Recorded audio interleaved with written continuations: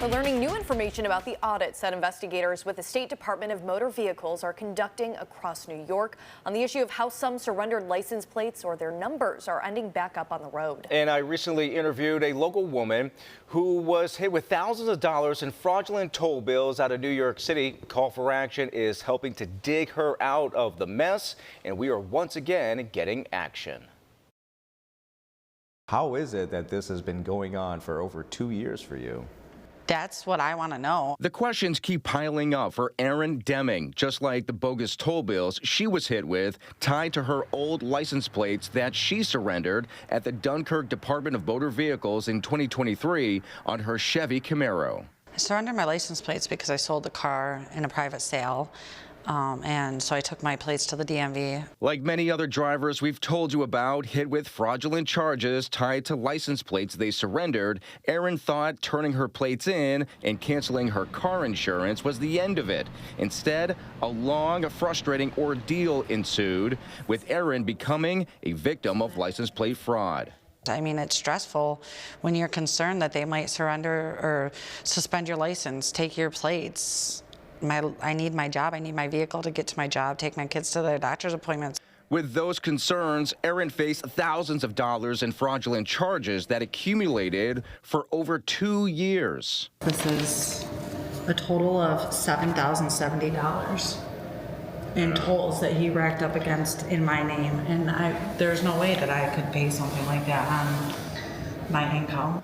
Under the weight of bogus toll bills, Erin tried to fight back. I send them my proof that I surrender my plates. I send them proof that I canceled the car insurance, and I write them a handwritten letter telling them, here's my proof, this does not belong to me, and they still keep coming in. Eventually, Erin says she was able to get tolls from Maryland, Delaware, and New Jersey to stop. But doing the same in New York City was much tougher. You get passed around a lot. It took me a long time to get in touch with anybody in the Department of Finance. We went to bat for Erin and got a hold of the New York City Department of Finance. The parking summons advocate there says they've been working with Erin for about a year on her tolling situation, and that after a review was done, 159 fraudulent summonses against Erin were dismissed. Again, not one, not two, 159 of them. The department says that it will continue to monitor any fraudulent activity tied to her old plate. We also got a hold of the MTA and the Port Authority of New York and New Jersey and sent them documentation to back up Erin's story. Both agencies now tell us that erroneous toll bills to Erin have been dismissed and her old plate number has been flagged. How does that make you feel? I feel wonderful now. I'm just hoping for the harassment to stop, bottom line.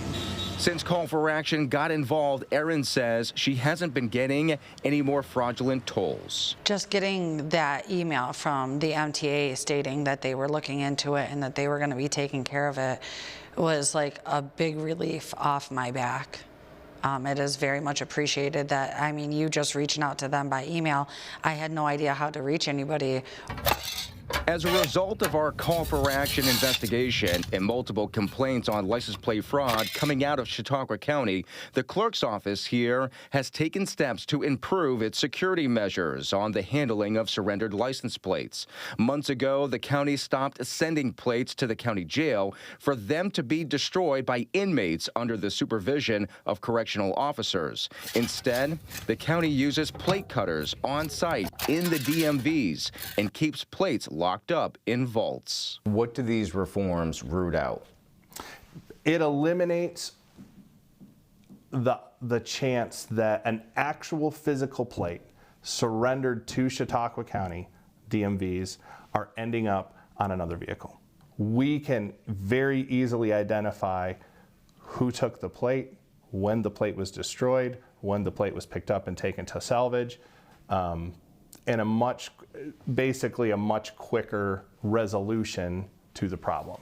For Erin, she wants to see the issue of license plate fraud come to a dead end. I really think that they should work together more to make sure that these are legitimate plates and get the fraudulent ones off the streets. For months, the state DMV has been investigating local concerns of license plate fraud. Following our reporting, the state DMV sent field investigators to conduct audits of county clerk offices across New York to inspect their handling of surrendered license plates.